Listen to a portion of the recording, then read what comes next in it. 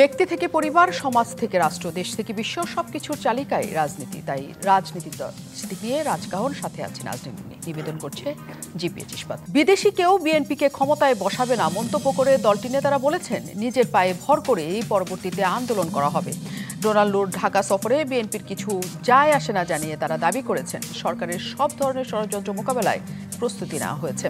আবারও আন্দোলনের লক্ষ্যে হঠাৎ করে গত 12 মে থেকে যুগপৎ সঙ্গীদের সাথে ধারাবাহিক বৈঠক শুরু করেছে বিএনপি। কেবল বিএনপিই নয়, যুক্তরাষ্ট্রের সহকারী পররাষ্ট্রমন্ত্রীর সফরের মধ্যেই ক্ষমতাসীন দল আওয়ামী লীগ এবং 14 দলীয় জোটের নেতারা চীনমুখী তৎপরতা বাড়িয়ে দিয়েছে। গতকাল 13 মে আওয়ামী লীগের নেতৃত্বাধীন 14 দলীয় জোটের শরিকদের 9 সদস্যের একটি দল চীনে গেছে। আগামী 25 মে এবং 25শে জুন আওয়ামী লীগের একটি দলের চীন সফরের কথাও রয়েছে। আওয়ামী লীগ এবং বিএনপি উভয় দলের পক্ষ থেকেই বলা হচ্ছে, ডোনাল্ডো সফর নিয়ে তারা উৎসাহী নয়। আসলেও কি নিজেদের সক্ষমতায় এবার আন্দোলন করতে চায় বিএনপি? নির্বাচনের 4 মাস পর হঠাৎ কেন আন্দোলন সঙ্গীদের সাথে বৈঠক? কার সহায়তায় সম্ভব হবে সরকার হটানোর আন্দোলন?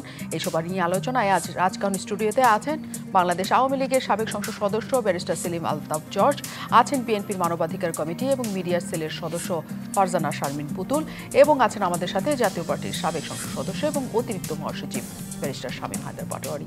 দর্শক, আছেন আপনারা আমাদের সাথে। রাজনৈতিক আলোচনা প্রতি মুহূর্তে নানা দিকে মন নেয়। আমরা একটু আলোচনা করতেই চাই যে 4 মাস পর বিএনপি যে দফায় দফায় বৈঠক করছে তার সঙ্গীদের সাথে, সেটি আসলে কেন, কি উপলক্ষে এবং আওয়ামী লীগের পরিকল্পনায় বা কি তা নিয়ে। আমরা শুরুতে একটু শামীম হায়দার পাটোয়ারের কাছে চলে যেতে চাই। তিনি অতিরিক্ত মহাসচিব জাতীয় পার্টি। অনেক ধন্যবাদ, আপনি আমাদের সাথে যুক্ত আছেন। গত বছরে যখন ডোনাল্ডো বাংলাদেশ সফরে এসেছিলেন, তিনি তখন একটা খুবই বড় আলোচনার বিষয় ছিলেন এবং বড় ধরনের প্রভাব ফেলা মানুষও ছিলেন তখন নির্বাচন পূর্ববর্তী সময়। কিন্তু নির্বাচন পরবর্তী সময়ে যখন তার আগমন, তখন দুই দলই একসাথে বলছে যে তার আশা নিয়ে তাদের কোনো আগ্রহ নাই। তাদের কথা বলার ধরন দেখে মনে হচ্ছে কোনো অচ্ছুত ব্যক্তি সম্পর্কে তারা কথা বলছে, যার সাথে সম্পর্ক রাখা মানে কোনো ভালো কিছু নয়। আসলে এতখানি পট পরিবর্তনের কোনো কারণ কি আছে, নাকি দুই দলই আসলে বিষয়টা গোপন করতে চাইছে? আমার মনে হচ্ছে দুই দলই বিষয়টা গোপন রাখতে চাচ্ছে। ডোনাল্ডো গতবার এসেছিল maybe 4th year of the government, আর এবার আসলো 5th or 4th month of the government. So স্প্যানটা কমিয়ে এনেছে। আলোচনা, নেগোসিয়েশন, চাপ, প্রেশার বা প্রপোজাল এগুলো অনেক আগে থেকে শুরু হচ্ছে। আমেরিকার বাংলাদেশে ইন্টারেস্ট কি? আমেরিকার ইন্টারেস্টের মধ্যে আমি যেটুকু বুঝি, যদিও আমি ইন্টারন্যাশনাল রিলেশনসের কোনো বিশেষজ্ঞ না, তারা বাংলাদেশকে ইন্দো প্যাসিফিকে চায়। তারা শুধু চায় তা না, ভারতও বাংলাদেশকে ইন্দো প্যাসিফিকে চায়, জাপানও বাংলাদেশকে ইন্দো প্যাসিফিকে চায়। এবং যে আওয়ামী লীগ খুব সদর্বে বা কাটন দিয়ে বলছে যে আমেরিকাকে তারা কেয়ার করে না, আমেরিকা কেয়ার না করার কোনো কারণ নাই। রাশিয়ান শিপ আমাদের এখানে আসছিল, সেই শিপকে আনলোড করতে পারেনি Bangladesh because of the Russian sanction. Bharat তো রাশিয়া থেকে আবার তেল কিনেছে, বিপুল কম টাকায় তেল কিনে বিপুল ফাইন্যান্সিয়াল বেনিফিট রয়েছে, তারা এটা কেয়ার করেনি, তাদের স্ট্রং ফরেন পলিসি আছে। বাংলাদেশ বিআরআইয়ে ছিল সবসময়, আর্ডেন্ট ফ্যান ছিল বিআরআইতে। 16 সাল, 17 সাল, 18 সাল আমরা বিআরআই শুনেই বড় হয়েছি, মানে পলিটিক্যালি। সেই বিআরআই থেকে সরে বাংলাদেশ ইন্দো প্যাসিফিক ফ্রেমওয়ার্ক করেছে কিছুদিন আগে, জাস্ট ভোটের কিছুদিন আগে। কোনো কোইন্সিডেন্স না, it's part of the entire process. এখন ভোট হয়ে গেছে, এখন আমেরিকা, মানে আমার ধারণা, সুস্পষ্টভাবে জানতে চাবে যে বাংলাদেশ ইন্দো প্যাসিফিকের ব্যাপারে কী ভূমিকা নিতে চাচ্ছে, কী ভূমিকা বাংলাদেশ নিতে পারে। $1 ট্রিলিয়ন কোশ্চেন। বাংলাদেশের এখন রিজার্ভ 23 হতে পারে, 18 হতে পারে, 18 থেকে আবার পেন্ডিং বিল 5 আছে, অনেকে বলে, প্র্যাকটিক্যালি কেউ বলছে 13।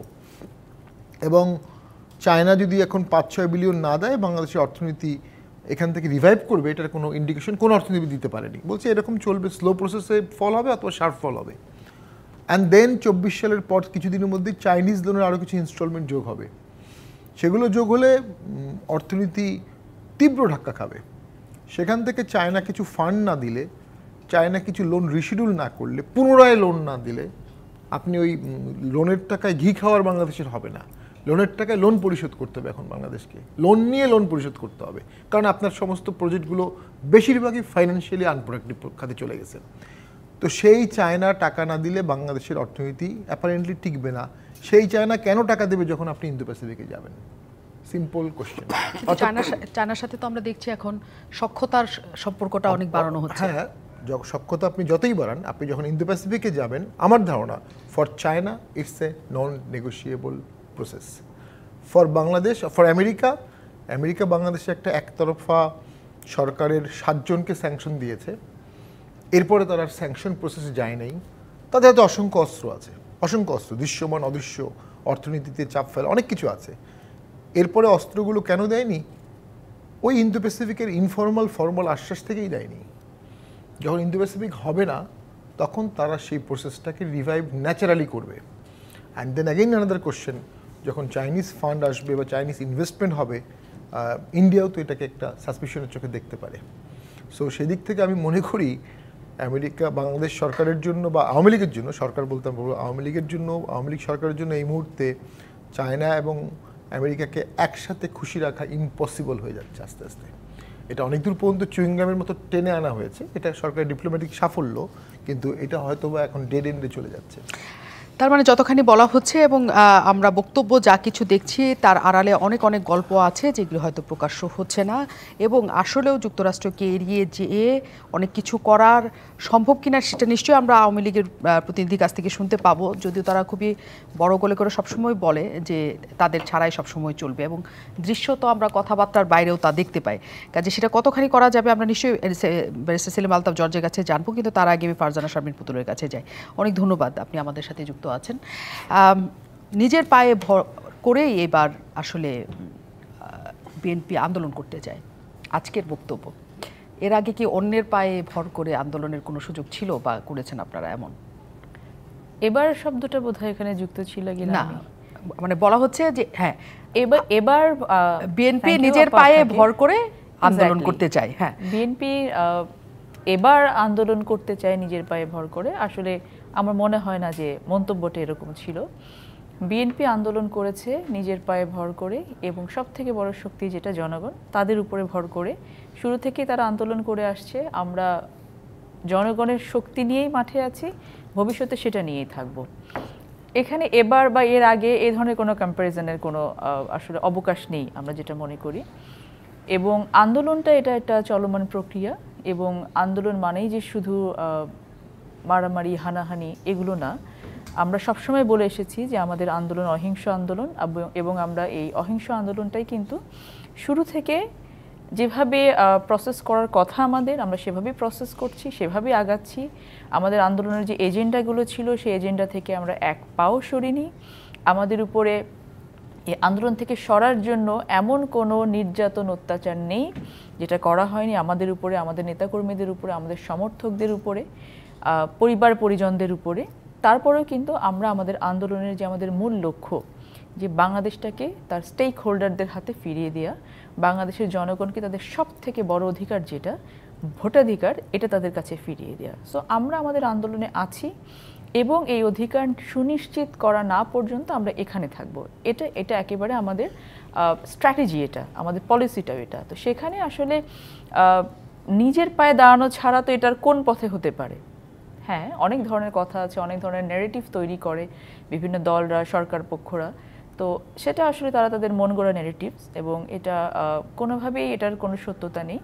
সত্য এতটুকুই যে আমাদের কজগুলো যেগুলো আছে, আমাদের দাবিগুলো যেগুলো আছে, জনগণকে সাথে নিয়ে যে দাবিগুলো আমাদের আছে, সেই জনগণের দাবির সাথে ওনারা, আপনারা, ভাইয়ারা, যারাই যেভাবে আমাদের সাথে সাপোর্ট করবেন, আমরা তো প্রত্যেককেই সাথে নিয়ে কাজ করব। নিজের পায়ে দাঁড়িয়ে আপনারা যে আন্দোলনটা করতে চাইছেন এবং নিজেরাই সক্ষম বলেই নিশ্চয়ই সেটা করতে চাইছেন, কিন্তু আমরা 4 মাস পরে দেখছি যে নির্বাচনের আগে আপনাদের সাথে যারা ছিলেন আন্দোলনে, যে তারা নির্বাচনে যাবে না এবং তারা একটা নির্বাচনকালীন সরকার চায়, তাদের সাথে আবার বৈঠক শুরু করেছে বিএনপি। সেটা তো করবে, এটা আমাদের তো রাজনীতিতে তো ইট ইজ স্ট্র্যাটেজিক্যাল না। সেটা কি শুধু নির্বাচন কেন্দ্রিক জোট ছিল নাকি সবসময়ের জন্য এই ধরনের? আমাদের তো কোনো জোট নেই। আমাদের শব্দটা কি ছিল? যুগপৎ আন্দোলন। সেই সঙ্গীদেরই আপনারা আন্দোলনের মাঝখানে আবার ডেকেছেন নির্বাচনের পর। আমরা দেখছি 4 মাস পর যে তাদেরকে আবার দফায় দফায় না, ধারাবাহিকভাবে আপনারা বৈঠক করেছেন। গতকাল ছিল, আজকেও ছিল, আগামীকালও আছে। এই যে এটা করা হচ্ছে, সেটা কি আন্দোলন আরো মানে তীব্র করার জন্য, বা আবারও যুগপৎ আন্দোলনে আপনারা যেতে চান, এই ধরনের কোনো কর্মকাণ্ডের জন্য? আমরা যুগপৎ আন্দোলনে ছিলাম এবং এখনো আছি, এবং ইটস এ রুটিন ওয়ার্ক। আমরা যারা একই মতাদর্শে বিশ্বাস করছি বা আমরা যারা একই কজ নিয়ে আন্দোলন করছি বা আমরা যারা বাংলাদেশটাকে একইভাবে দেখতে চাচ্ছি, এই মতাদর্শের সবাইকে নিয়ে তো আমরা অবশ্যই কাজ করব। এটাকে আমরা যুগপৎ আন্দোলন বলছি।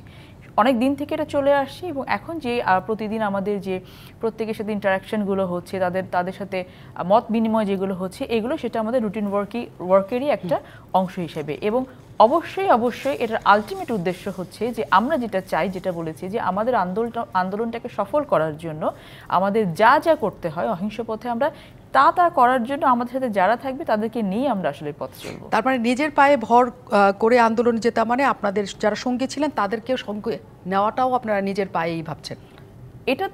এটা ওনাদেরকে কেন আপনারা ভাবছেন যে আমাদের উপর তারা ডিপেন্ড করছে বা আমাদের সঙ্গ হচ্ছে? ওনারা এক একটা ইউনিট, ওনারা একটা স্টেক হোল্ডার। যারা ছোট ছোট দল যেগুলো আছে তারাও তো চাইছে যে হ্যাঁ তাদের অধিকারটা ফিরে আসুক, তাদের ভোটাধিকারটা ফিরে আসুক, তার সন্তানের জীবন ধারণের যে নিশ্চয়তা সেটা আসুক, তার সন্তানের শিক্ষাটা যেটা পাওয়ার কথা সেটা সুন্দর মতো পাক, তার ব্যাংকে রাখা টাকাটা যেন বিদেশে পাচার না হয়ে যাক। সো এটা তো তাদেরও কজ।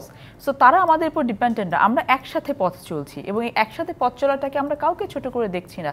আমাদেরকে তাদের প্রয়োজন, তাদেরকে আমাদের প্রয়োজন। আলটিমেটলি এই দেশটাকে আসলে দেশটার আমাদের সবাইকে প্রয়োজন, যারা আমরা দেশটাকে নিয়ে চিন্তা করছি, যে আমরা যাচ্ছি যে হ্যাঁ দেশে আমাদের যে গণতন্ত্রটা ছিল, যেটার জন্য আমরা মুক্তিযুদ্ধ করেছি, আমাদের বাবারা করেছেন, দাদারা করেছেন, সেই মুক্তিযুদ্ধের যে চেতনা, এখন তো চেতনার আসলে সংজ্ঞা চেঞ্জ হয়ে গেছে। কারণ একটা জায়গা থেকে আপনার বলা হয় ডেফিনেশনগুলো আসলে আমাদেরকে বলে দেওয়া হয়, সেভাবে আমাদেরকে ডেফিনেশনগুলো নিতে হয় আর কি। বাট চেতনা তো একটা অন্য জিনিস। মুক্তিযুদ্ধ করার যে উদ্দেশ্য ছিল সেটা কিন্তু আজকে একেবারেই ভিশিয়েট হয়ে গেছে, আমরা বাংলাদেশে এটা দেখি না। সো ওই জায়গাটাতে পৌঁছানোর জন্য সবাই আমরা একসাথে পথ চলছি এবং প্রত্যেকে একেবারে আমরা কাঁধে কাঁধ মিলিয়ে পথ চলে ওই নির্দিষ্ট লক্ষ্যে আমরা পৌঁছাবো এবং এটা নিশ্চিত। অনেক ধন্যবাদ সেলিম আলতাফ জর্জ আমাদের সাথে আছেন, ব্যারিস্টার সেলিম আলতাফ জর্জ। অনেক ধন্যবাদ, আপনি আমাদের সাথে যুক্ত আছেন। দুজনের কাছ থেকে দুটো পয়েন্ট আমি নিলাম আসলে। সেটি হচ্ছে একেবারেই আপনারা প্রকাশ্য যেটা বলছেন যে যুক্তরাষ্ট্রকে আপনারা আসলে তেমন কোনো পাত্তা দেন না বা কেয়ার করেন না, বা এটি আপনাদের আসলে কোনো বিষয়ই নয়।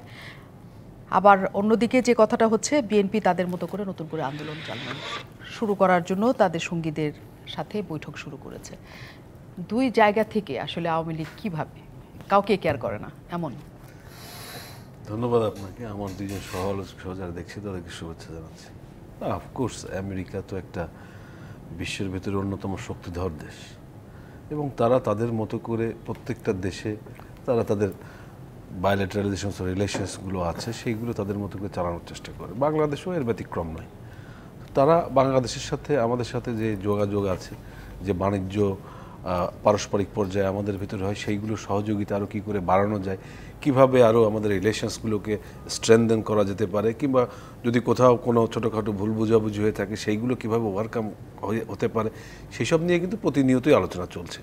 এবং আমরা যে বলি, আপনি যে প্রশ্নটা করেছেন সেই প্রশ্নটা একটা স্পেসিফিক জায়গায় আমরা বলি, সেটা হচ্ছে আমেরিকা যদি মনে করে যে তারা তাদের মতো করে বাংলাদেশে যা খুশি তাই হতে পারে বলে মনে করে, সেইটাকে আওয়ামী লীগ আর আগের মতো গ্রাহ্য করে না। যেটা বাংলাদেশের মুক্তিযুদ্ধ সময়কালীন সময়ে আমেরিকার যেই চরিত্র ছিল, সেই চরিত্রের জায়গা থেকে যদি আমেরিকা এখনও বাংলাদেশকে তাদের চারণভূমি মনে করেন, সেই জায়গা থেকে বাংলাদেশ অনেক বাইরে বেরিয়ে এসেছে। সেইগুলো করার সুযোগ আর নেই। আমরা সেইটা বলেছি, আমরা এটা বলি, কখনো বলিনি যে আমেরিকার সাথে আমাদের রিলেশনসগুলো বন্ধ হয়ে যাবে, মুখ দেখাতে কি বন্ধ, কোনো রকম বাণিজ্য আমরা সেইগুলো কোনোদিনই বলি না। আমরা শুধু স্পেসিফিক একটা জায়গায় বলেছি। কিন্তু যখন বক্তব্যগুলি আসলে আসে, যখন আমরা দলের সাধারণ সম্পাদকের কাছ থেকে এবং গুরুত্বপূর্ণ একজন মন্ত্রী যিনি আওয়ামী লীগের মুখপাত্র, তার কাছ থেকে আমরা ভাষাগত যেসব শব্দ শুনি, তাতে এক ধরনের তীব্র তিক্ততার জায়গা বা অপছন্দের জায়গা প্রকাশিত হয়। একটা দেশের সাথে যখন কূটনৈতিক সম্পর্ক থাকে এবং তার সাথে যদি এমন তিক্ততার সম্পর্ক না থেকে থাকে, অনেক সময় তিক্ততার সম্পর্ক থাকলেও ভাষাগতভাবে আমরা সেটা বুঝতে দিই না কাউকে, কিন্তু এটা যখন প্রকাশ্য হয় তার মানে যুক্তরাষ্ট্রের সাথে কোথাও কি একটা তিক্ততার সম্পর্ক আবার তৈরি হয়ে গেছে আওয়ামী লীগের? না, আমি পার্সোনালি মনে করি না। অবশ্যই তিক্ততার সম্পর্ক তৈরি হয়নি এবং বাংলাদেশ আওয়ামী লীগ এই দেশের জনগণের সরকার, এই দেশের মানুষের স্বার্থে আমরা কাজ করি, যার জন্য এই দেশের মানুষের স্বার্থ বিবেচনায় করে আমাদের সাথে যদি কারোর তিক্ততা কোনোভাবে হয়েও থাকে, সেগুলো যতদূর মিনিমাইজ করা যায় মিনিমাইজ করেই আমরা এগিয়ে যেতে চাই। যার কারণে আপনার এই হয়তোবা আমাদের ভাষাগতভাবে এটা মনে হচ্ছে তিক্ততা, কিন্তু আমরা তাদের সাথে এত তিক্ত সম্পর্কের দিকে আওয়ামী লীগ কখনোই এর আগেও যায়নি, এখনো যাবে না। নিশ্চয়ই। এবং বলা হচ্ছে যে সহকারী একজন পররাষ্ট্রমন্ত্রীকে নিয়ে এত আসলে মাতামাতির কিছু নাই, তিনি তার কাজের মতো করে আসছেন, কাজ করে চলে যাবেন। হ্যাঁ, এটা খুবই সাধারণ বক্তব্য, সবার ক্ষেত্রে প্রযোজ্য হয় যে একজন সহকারী পররাষ্ট্রমন্ত্রীকে নিয়ে এত মাতামাতির কিছু নাই। কিন্তু মাতামাতি করতে আমরা তো সবসময় দেখেছি, আমরা যখন বছরের পর বছর দেখি তখন হঠাৎ করে মাতামাতি হবে না, এটা শুনলে আমাদের কাছে অন্যরকম মনে হয়। কারণ চীনের বিষয়ে যুক্তরাষ্ট্রের যে অবস্থান এখন তৈরি হয়েছে, তার জন্যই কি যুক্তরাষ্ট্রের সাথে আওয়ামী লীগের একটা দূরত্বের তৈরি হওয়ার আশঙ্কা আসলেও আছে কিনা, যেটা শামীম হায়দার পাটোয়ারি বললেন, এবং সেদিকে আগানোর জন্যই যুক্তরাষ্ট্রের সাথে একটা তিক্ততার একটা জায়গা তৈরি হচ্ছে কিনা আপনাদের মধ্যে, সেটা প্রশ্ন রয়ে যাচ্ছে।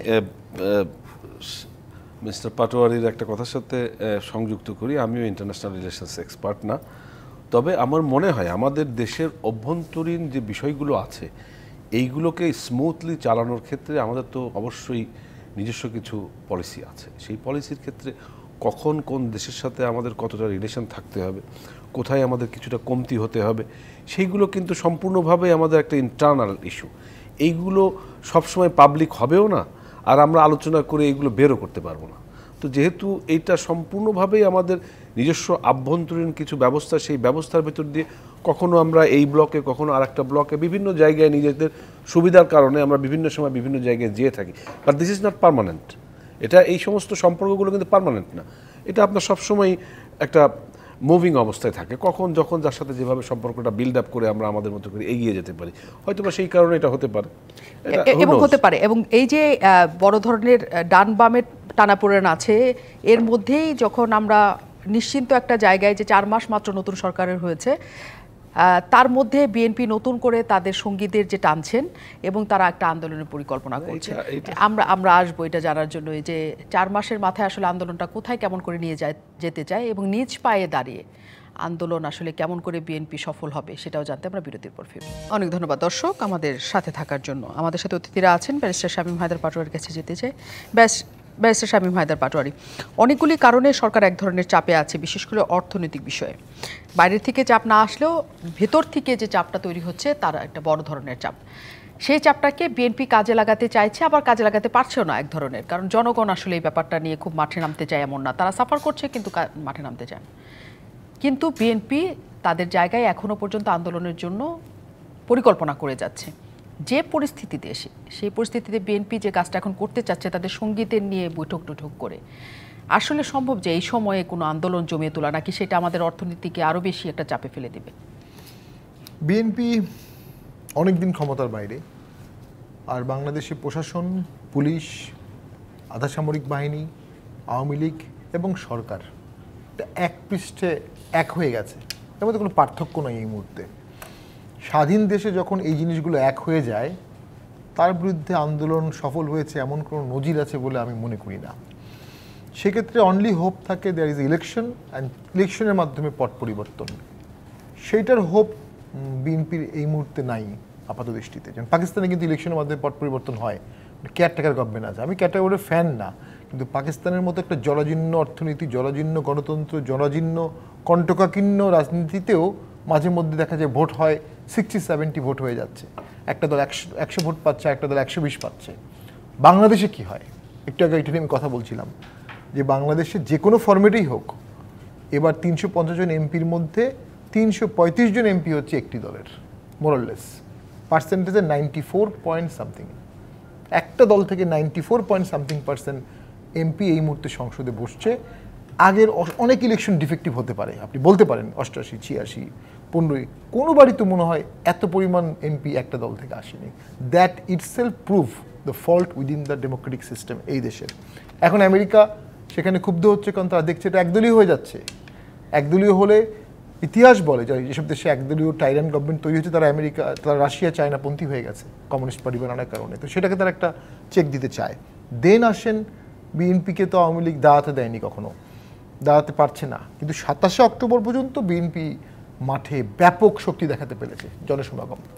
কিন্তু সমাগম দেখানো আর আন্দোলন করে সরকারকে সরিয়ে দেয়া, এটা অনেক বড় বিষয়, অনেক কঠিন বিষয়। আমরাও ভোটের আগে যখন আমার এলাকায় সমাবেশ করেছি 10,000 15,000 লোক নিয়ে আমরা সমাবেশ করেছি, ভোটে আবার হেরে গেছি যে কোনো কারণে হোক। কোশ্চেন হচ্ছে কিছু ইস্যু আসছে যেটা বিএনপির সাথে কানেক্টেড না, কিন্তু আওয়ামী লীগকে ফেস করতে হবে। আপনি যেটা বলেন তার মধ্যে অর্থনীতি একটা। কয়েকটা উদাহরণ দিই। এমপিদের গাড়ির উপরে 25% ট্যাক্স আরোপ করা হয়েছে। 350 জন এমপির মধ্যে 330 জন এমপি মোটামুটি গাড়ি নিয়ে আসে। সেখানে সরকার 2 থেকে 3 কোটি টাকার ট্যাক্স পেতে পারতো, 6 থেকে 700 কোটি টাকার ট্যাক্স গভর্নমেন্ট পায় না। ওই ট্যাক্স সুবিধা যখন থাকবে না, তখন 300 জনের মধ্যে 100 জনও গাড়ি আনবে না ফুল ট্যাক্স দিয়ে। আচ্ছা 25% নিয়ে আসলো, তাতে তো আমার মনে হয় সর্বোচ্চ 50 কোটি টাকা কালেকশন হবে, 50 থেকে 100 কোটি টাকা, এর বেশি না। এখন এই যে 25% টাকা বেড়ে গেল গাড়ির দাম, এমপির এটা কোত্থেকে নিয়ে আসবে, এই টাকাটা কোত্থেকে পাবে? দ্বিতীয়, ডলারের দাম 1 লাফে 60 টাকা বাড়াতে হলো, 1 লাফে 60 টাকা। শকের জন্য জাতিকে প্রিপেয়ার করছে আওয়ামী লীগ, কিন্তু এই শকের জন্য তো জাতি দায়ী না, শকের জন্য তো আওয়ামী লীগ দায়ী। ইকোনমিক শকের জন্য, এই ডিজাস্টারের জন্য মাইগ্রেশনে যে রেমিটেন্স আসে সেটার উপর 3% ইনসেন্টিভ দেওয়া হয়, যেটা আমাদের একটা আন্দোলনের ফসল। আমরা আন্দোলন করে করেছি এবং এটার কারণে বাংলাদেশের রেমিটেন্স বেড়েছে। কেউ কেউ বলছে এটা বন্ধ করতে, এবং যে রেমিটেন্স বিদেশ থেকে বাংলাদেশে পাঠাবে সেটার উপর ট্যাক্স বসাতে। কোন দিকে যাচ্ছেন আপনি? তারপরে বিদ্যুতে দাম বাড়াচ্ছে, 13 বার বাড়িয়েছে গত কয়েক বছরে। কেন বাড়াচ্ছে? মূল কারণ কি? Capital charge, capacity charge. 60,000 কোটি টাকা যদি ভর্তুকি দিতে হয়, 40,000 কোটি টাকা ক্যাপাসিটি চার্জ। ক্যাপাসিটি চার্জ কি জনগণের ভুল, রাষ্ট্রের ভুল, সরকারের ভুল, কর্মকর্তার ভুল, মিনিস্টারের ভুল? টাকা দিতে হবে জনগণকে।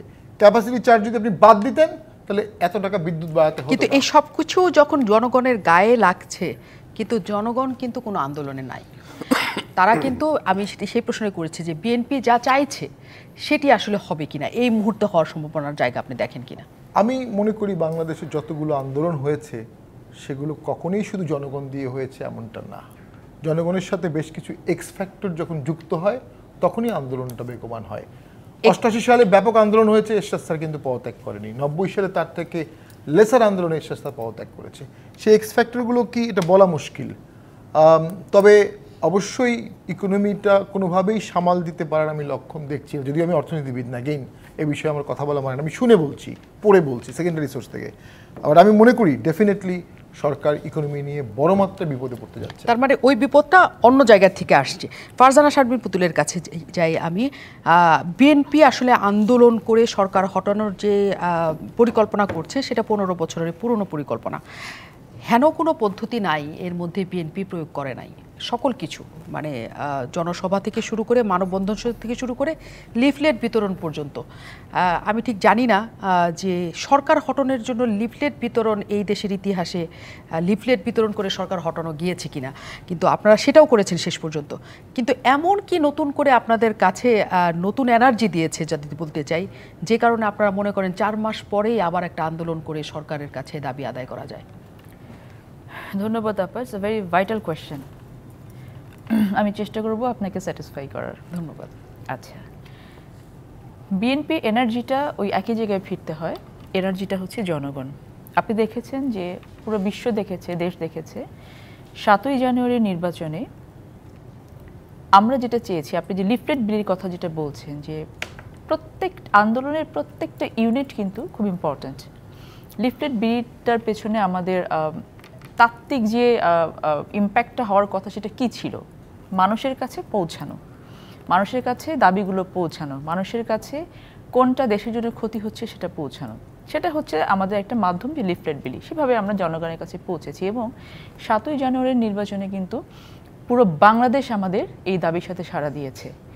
সরকারি হিসেবে বলা হচ্ছে 26%, তারপরে ঘুম থেকে উঠে বলা হলো 40% ভোট পড়েছে 7ই জানুয়ারি নির্বাচনে। কিন্তু আমরা সবাই জানি, গণমাধ্যম কর্মীরা আরও ভালো জানেন, নির্বাচন কমিশনও জানেন, সরকার যেটা গঠন করেছে অবৈধ সরকার, তারাও জানেন যে কত % ভোট আসলে পড়েছে সেখানে। এবং ভোটে যেই পরিমাণ অনিয়ম হয়েছে, ছোট ছোট বাচ্চাদেরকে আমরা দেখেছি ভোট কেন্দ্রে গিয়ে ভোট দিতে, এবং এগুলো নিয়ে কিন্তু কোনো কথাবার্তা নেই। এগুলো নিয়ে যে কোনো ধরনের আপনার ইনিশিয়েটিভ নেওয়া হবে, এগুলোকে কেন হয়েছে, ভবিষ্যতে কি যেন না হয়, এই ধরনের কোনো ইনিশিয়েটিভ আপনি দেখবেন না। সো বিএনপি এনার্জি হচ্ছে যে ওই যে জনগণ যে সাড়াটা দিয়েছে, দিস ইজ আওয়ার পাওয়ার। যদি তর্কের খাতিরে ধরেও নিই যে 35 থেকে 40% ভোট পড়েছে, আপনাকে ধরে নিতে হবে যে 60% ভোট কিন্তু না ভোট ছিল, যেটা আমাদের পক্ষের। সিমিলার ঘটনা ঘটছে এই যে উপজেলা পরিষদ নির্বাচনে। আপনি বলছেন যে বিএনপি 15 বছরের পুরাতন স্ট্র্যাটেজি নিয়ে আছে। নো, বিএনপি চলছে জনগণের ভাইবের সাথে, জনগণের হৃদয় যেটা চাইছে সেটার সাথে। আপনি দেখেন পাটোয়ারি ভাই খুব সুন্দরভাবে কয়েকটা অনিয়মের জায়গা তুলে ধরলো। আমি আরেকটু ওই জায়গাগুলোতেই যাই। আপনি যদি আজকে এডুকেশন সেক্টরে দেখেন আমাদের আন্দোলনের জায়গাটা কোথায়, আওয়ামী লীগ যেটা করে কোনো প্রবলেমকে অ্যাড্রেস করে না। তাদের সামনে আপনি প্রবলেম দেন, তারা নিয়ে আসবে ইন 1956 কি হয়েছিল সেখান থেকে ওনারা শুরু করবেন। অবভিয়াসলি আমাদের অতীত জানতে হবে, কিন্তু সেটা আমাদের প্রবলেম সলভ করবে না। কিন্তু আপনি আজকে যে প্রবলেম ক্রিয়েট করছেন সেটা অতীত দিয়ে আপনি সলভ করতে পারবেন না। এডুকেশন সিস্টেমে এখন একমুখী যে শিক্ষা ব্যবস্থা করা হয়েছে, এই একমুখী শিক্ষা ব্যবস্থাকে আমি যদি 2 মিনিটে বলতে চাই যে এটা হচ্ছে টোটালি একটা কনফিউজড এডুকেশন সিস্টেম। না শিক্ষক বুঝছে কি জিনিস, না প্যারেন্টস বুঝছে, না স্টুডেন্টরা তো কিছুই বুঝছে না। আপনার যে শিক্ষা ব্যবস্থাটা আপনি ইম্পোজ করছেন, আপনি বাইরে থেকে কপি পেস্ট করে নিয়ে এসে একটা শিক্ষা ব্যবস্থা এই দেশের উপর ইম্পোজ করছেন। আপনি এই দিকে নজর দিচ্ছেন না যে সেই স্ট্রাকচারটা, আমাদের ইনফ্রাস্ট্রাকচারটা আমাদের আছে কিনা, আমাদের সেই ক্যাপাসিটি আছে কিনা, আমাদের সেই মডিউল আছে কিনা, আমাদের সেই ফ্যাসিলিটিসগুলো আমাদের শিক্ষা প্রতিষ্ঠানগুলোতে আছে কিনা, ইকুইপড টিচার আছে কিনা, টিচাররা বুঝতে পারছে কিনা, কিছু না। আপনি দেখাতে চান বিশ্বকে আমরা স্মার্ট বাংলাদেশ। শুধু শিক্ষা না, অনেকগুলি পয়েন্ট বলছে, কিন্তু এইসবের উপর ভিত্তি করে আপনারা যে আন্দোলনটা গড়ে তুলতে চাইছেন সেটা আসলে এই মুহূর্তে আপনি কি মনে করেন যে সেটা গড়ে তোলা সম্ভব? আপনাকে আমরা কোন জায়গায় বা কিভাবে একটা আন্দোলন এক মুহূর্তে মোটেও না, আমরা যদি আমি এই মুহূর্তে তো কোনো কিছু হবে না নিশ্চয়ই। আমরা যখন দেশে একটা সরকার বসে আছে রাঘব বোয়ালের মতো, একেবারে দেশের জনগণের টুটি চেপে ধরেছে, এডুকেশন সিস্টেম বলেন, ইলেকট্রিসিটির কথা বললেন পাটোয়ারি ভাই, ব্যাংকিং সেক্টর বলেন, দুর্নীতি বলেন, টাকা পাচার বলেন, কোন জায়গাটাকে তারা অ্যাড্রেস করছে? আমাদের এখন আন্দোলনের মেইন উদ্দেশ্য হচ্ছে জনগণকে, এই যে জনগণের উপরে বসে থেকে আমাদের প্রত্যেকের মাথার উপরে 1.5 লক্ষ টাকা করে হচ্ছে ঋণের বোঝা, 3,500 কোটি টাকা ঋণের পরিমাণ বেড়ে গেছে, রিজার্ভ নেমে গেছে 13%-এর নিচে, যেটা এখনো যায়নি। যদি লোন পরিশোধ করে তাহলে নামবে। এবং আপনি দেখেন কইয়ের তেলে কই ভাজার গল্প আমরা শুনেছি, কিন্তু ঋণ নিয়ে ঋণ পরিশোধ করার গল্প তো এই সরকার দেখাচ্ছে।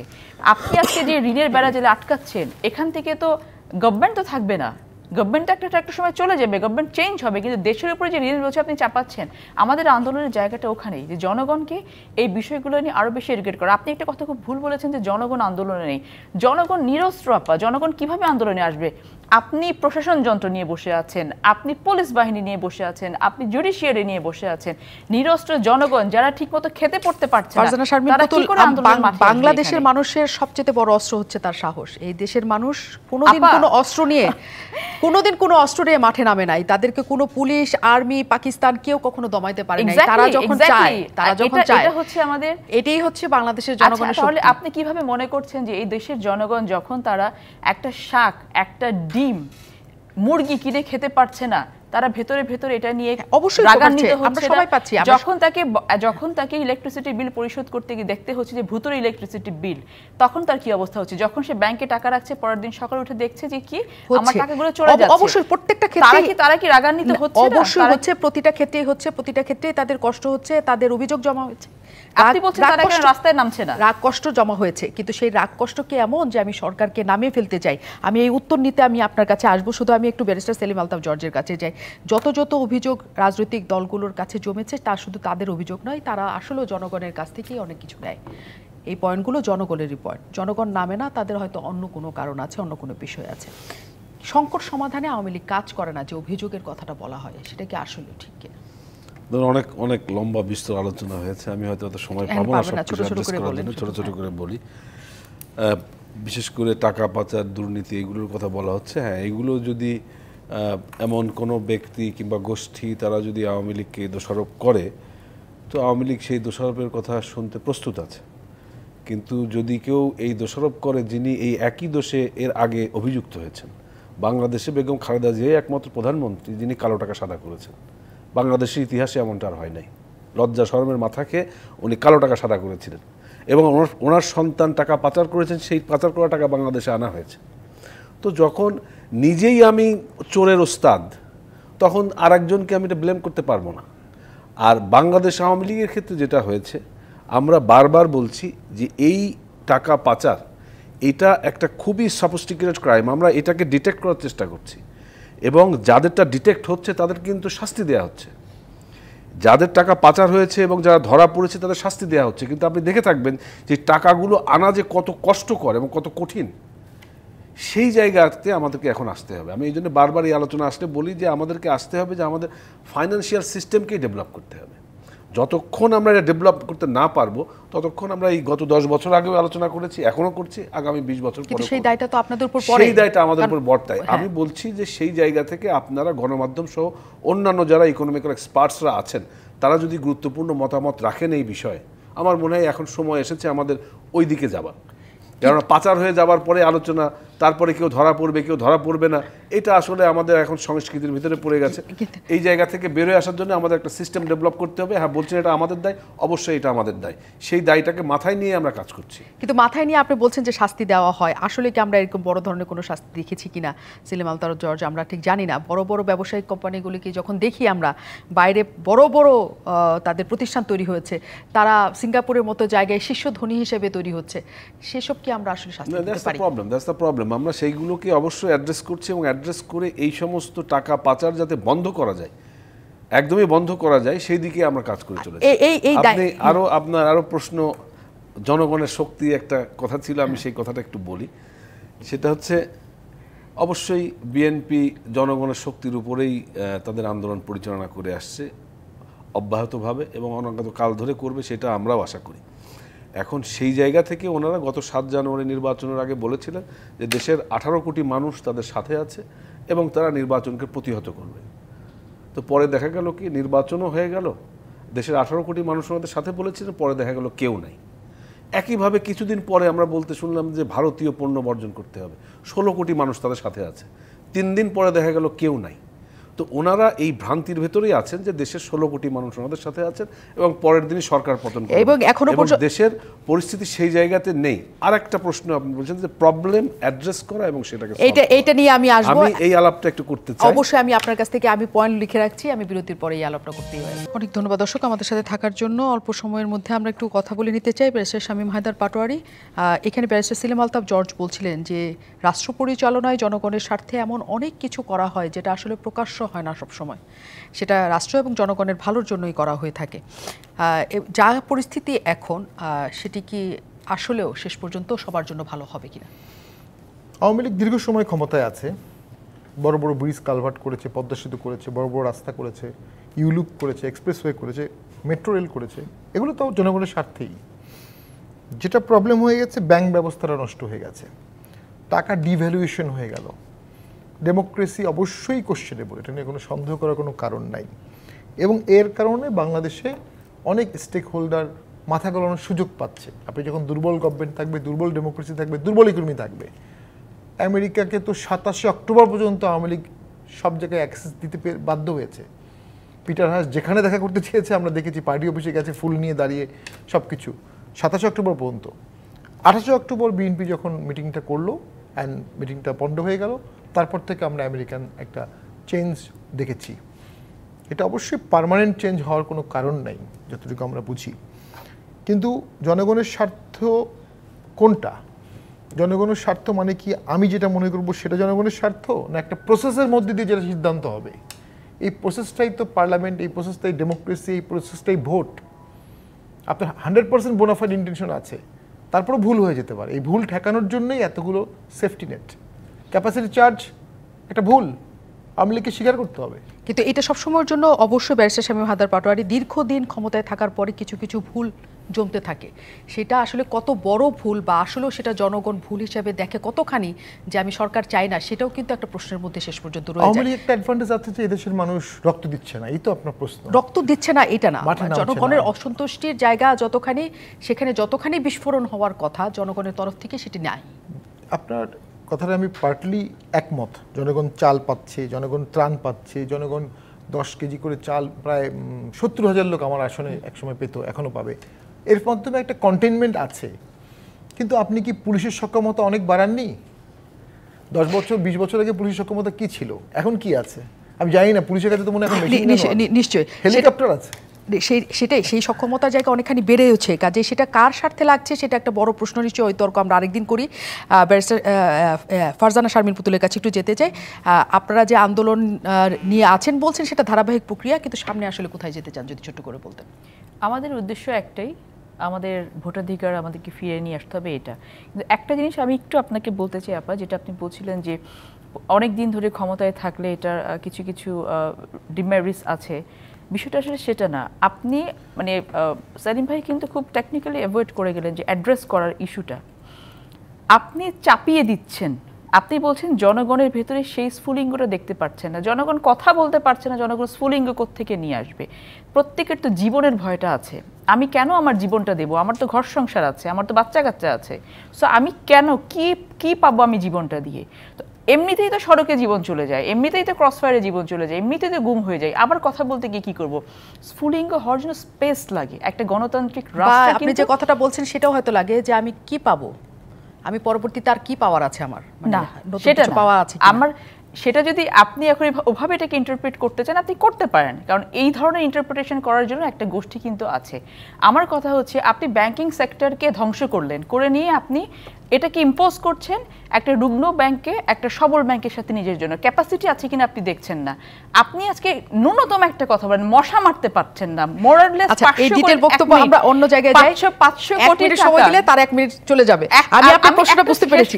500 কোটি টাকা ব্যয় হয়েছে সিটি কর্পোরেশনে, অথচ এখন হচ্ছে সবচেয়ে বেশি ঘনত্ব হচ্ছে মশার বাংলাদেশে। আর তাপস সাহেব কি বলে বেড়ান যে মশারি টাঙায় ঘুমাতে হয় না, মশা মারতে পারে না বাংলাদেশে। আপনি কি করতে পারবেন এখন বলেন আমাকে? আমরা ব্যারিস্টার সেলিম আলতাফ জর্জের কাছে কথা রেখে গেছি, দরকার নেই, বলে যান। হ্যাঁ, সেটা বলি শুনেন। পুতুলাবাদ এটা কিছুক্ষণ আগেই বললেন যে আমরা কথা বলতে পারি না, তো আমি তো কোয়াইট শিওর আমার থেকে আজকে উনি বেশি সময় পেয়েছেন। অবশ্যই আমিও এই ব্যাপারে একমত। এবং উনি যে পরিমাণে কথা বলেছেন আমি সেই পরিমাণে কথা বলতে পারিনি। তাহলে উনি যে কথাটা বললেন এটা যে সত্যতা কতদূর মানুষ কিন্তু এখনই বুঝে ফেলছে। সমানে কথা বলে যাচ্ছেন প্রতিদিন সমস্ত জায়গায়, তারপরেও আর কি বলার আছে হু নোজ। যার কারণে এই কথাগুলো আমার মনে হয় শুধু বলার কথা ওনারা বলেন। একটা বিষয় আসলে সময় পাবো না বলেছেন, প্রবলেমকে অ্যাড্রেস করেন। অফকোর্স আওয়ামী লীগ প্রবলেমকে অ্যাড্রেস করে, আওয়ামী লীগ প্রবলেমকে অ্যাড্রেস করে বলেই আজকে বাংলাদেশ 14 বছর এইখান থেকে এখানে এসেছে।